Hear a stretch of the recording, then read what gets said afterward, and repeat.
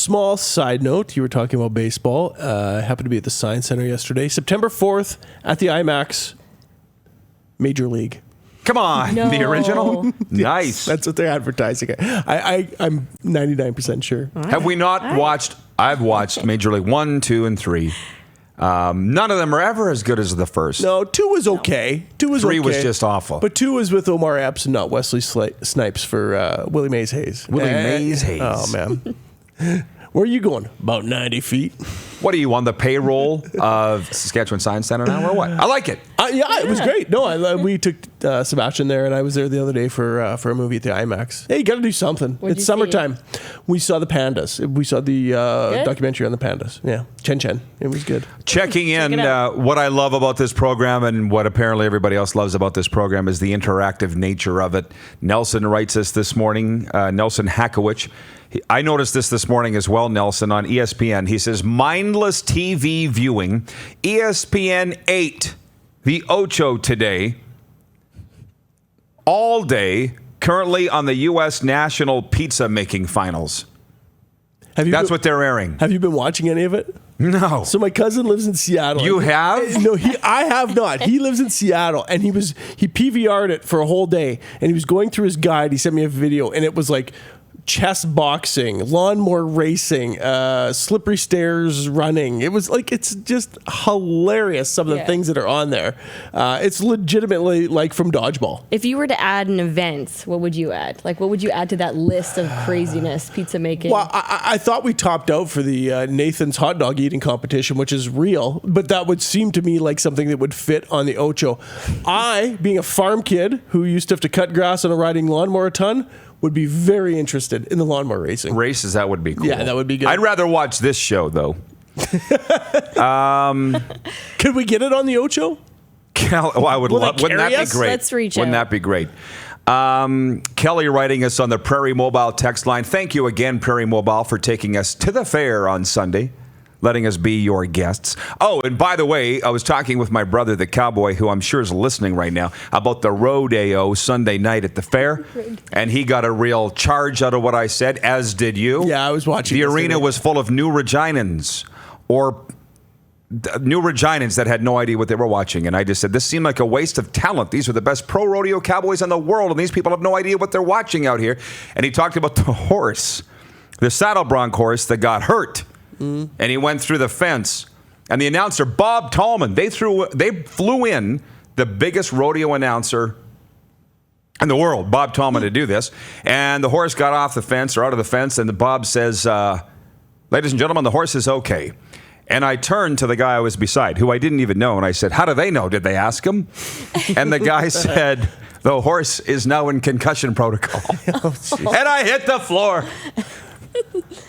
Anyways, Prairie Mobile text line, Kelly from Regina writes in, he says, Amanda knows football. Da Bears. Going to be a great year to be a Bears fan. Yes. Is I'm it? excited. Yeah. I think last year they were learning their language, and I think this year we're just going to fine tune it a little bit, and I'm excited to see what they can do, especially on defense. So, you know what? I'm not a Bears fan, but I will watch them on occasion. Khalil Mack is worth turning the TV on for, and because Akeem Hicks plays there as well, former Regina Ram, and he's just a beast. Like he was in top 100, top 100, top 99 this year. So I mean, and they still couldn't stop the run with the Rams. I was sitting in a TGI Fridays in Vero Beach, Florida, watching the NFL draft when Mitchell Trubisky. Yeah, Mitch Trubisky went with the Bears' top pick, and everybody in the place fell off their stools laughing. So look at you, your feet, you just went. Could be you don't worse. like that? I like him. I think that he's coming in strong this year. I think that he kind of came in, did a little bit last year, and I think that he's going to come in even stronger this year. And I'd like to see what he does. If you guys saw some footage from training camp, you saw Matt Nagy actually throw a ball all the way to the sidelines, helping out with training camp. It was a cool moment to see on TV. So I've been watching their training camp a lot. Up with the Bears, while Duke and I are watching the Cowboys, which we'll come back around on. Boy, that's but back to the CFL chat, because that's what we like to do here on the program. Dave writing in, and he says, sorry if I'm late to the party on this, but are the Riders leading the league in attendance? They absolutely are. I would submit that it's not that hard to do, and there's two sides to that. One, kudos to the Riders for having great crowds.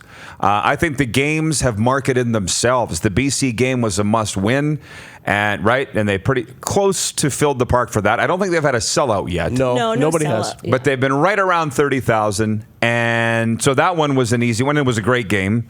Riders pulverizing the BC Lions on that day. And then Thursday at the fair, was that Cody Fajardo's coming out party? I think he'd had a few coming out parties. But the Riders got some mojo going here. They're doing the right things. They've won 3 in a row. They've won 4 of their last 5 games, and the fans here aren't stupid. They don't need marketing gimmicks to get in the park. They sniff a winner. They like what's going on with what O'Day and Dickinson have done. But if you put that up against the other teams, this is what I was thinking about this morning as I was putting my 10 Things column together.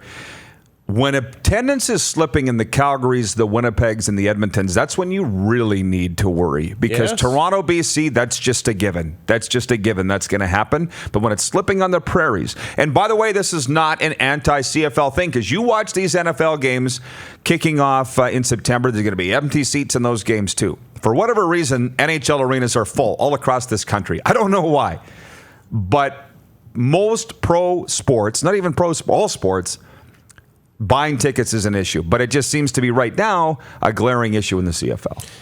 Yeah, it is. I will say one positive bright spot that I noticed the other day, Montreal had a decent crowd the other night against Ottawa. I thought it looked like a decent... It was 17,000 and change. Yeah, it was better than...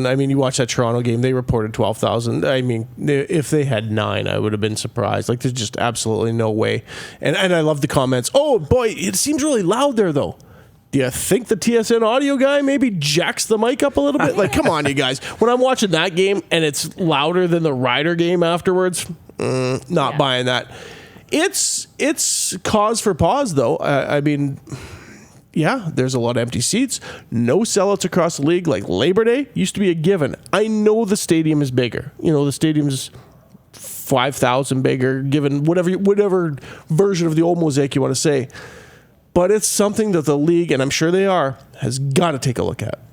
Oh, but they've been talking about it for at least 3 years. But it's on the decline. At the club and the league level. And I would submit, what have you done about it? Because nothing has changed. Nelson writing in with the stats, he says Riders 3rd in capacity.